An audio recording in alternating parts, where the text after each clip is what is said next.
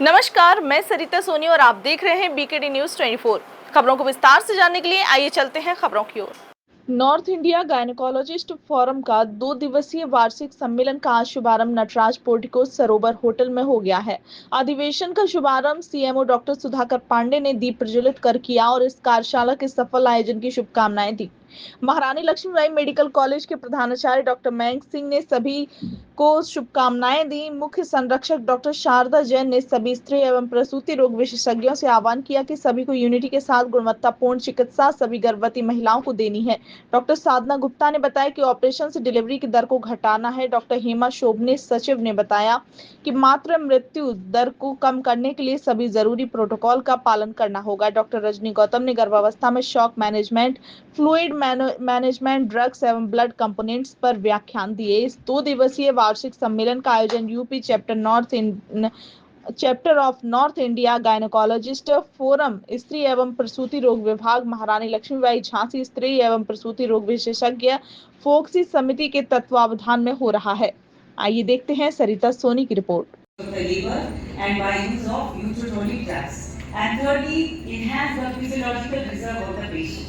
So it is very important to maintain the hemoglobin level before the delivery. So in this picture, we can see now blood and blood components. We know that the 55 parts of the blood consists of plasma, and in plasma there is water, protein, electrolytes, and ions are there. And the 44% of this blood contains the red blood cells and polymorphonuclear cells like eosinophils and neutrophils. And remaining 1% is part is platelets and peripheral blood mononuclear cells like lymphocytes and monocytes. So this is the composition of blood. So there are these. बहुत ही अच्छा programme Jhansi medical college ने इसको किया है। बहुत ही मेहनत करी गई है। डॉक्टर हेमा शोभने एंड टीम ने काफ़ी अच्छे से ऑर्गेनाइज़ करा है इस नॉर्थ जोन की फॉक्सी की कॉन्फ्रेंस को। कितने चिकित्सकों ने भाग लिया है?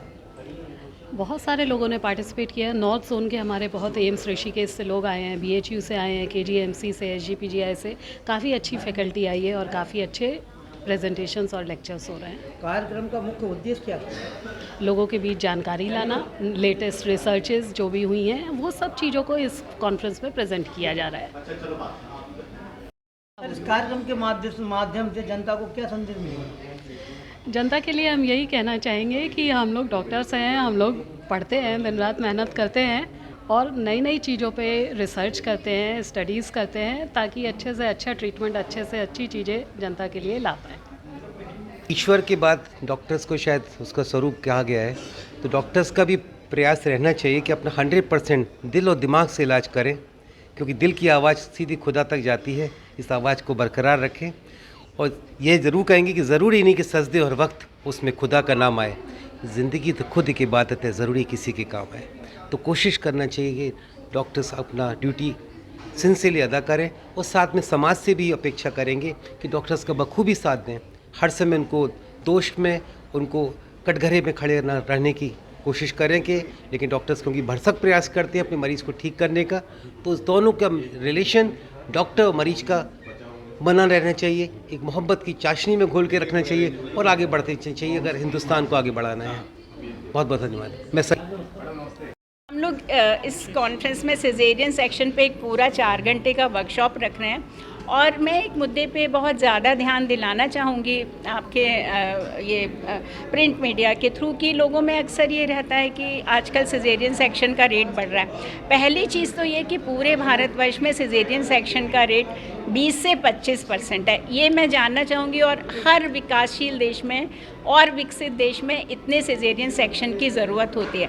अगर वो 15% से कम है तो हमको ये मानना चाहिए कि जिन महिलाओं को सिजेरियन सेक्शन की ज़रूरत है शायद उनको नहीं मिल रहा है और वो शायद अपने को या बच्चे को खतरे में डाल रहे हैं। दूसरी चीज़ ये कि ये कहना कि ग्रामीण क्षेत्रों में सिजेरियन सेक्शन कम होते हैं या शहरों में ज़्यादा होते हैं, तो उसमें एक्चुअली जो उसके पीछे विज्ञान है वो ये कि शहरों में महिलाओं को लेट एज में उनकी प्रेगनेंसी होती है, वो शुरू में एजुकेशन अपने कैरियर पे ध्यान देती हैं।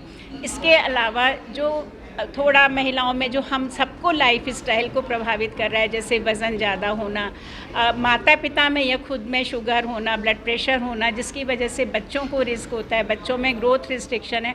और अगर हम सही समय पे ऑपरेशन नहीं करें, या ब्लड प्रेशर बढ़ा हुआ है, अगर हम सही समय पे ऑपरेशन ना करें तो माँ और बच्चे के लिए खतरा हो सकता है। इसी तरह से आजकल IVF technology, assisted reproductive technology, infertility का अच्छा मैनेजमेंट होता है, और महिलाएँ 39, 40, 45 साल तक की उम्र पे गर्भवती होती हैं, और उन महिलाओं की एक ज़रूरतें ज़्यादा होती हैं। तो सिजेरियन सेक्शन एक ऐसी चीज़ है कि कोई भी ऑब्स्टेट्रिशियन एंड गायनेकोलॉजिस्ट तभी उसका निर्णय लेता है जब वो माता के लिए लाभदायक होता है, बच्चों के गर्भवती शिशु के लिए लाभदायक होता है, और उनके जीवन को खतरा कम करने के लिए होता है। तो आपको हमेशा उसके लिए पॉजिटिव रहना चाहिए।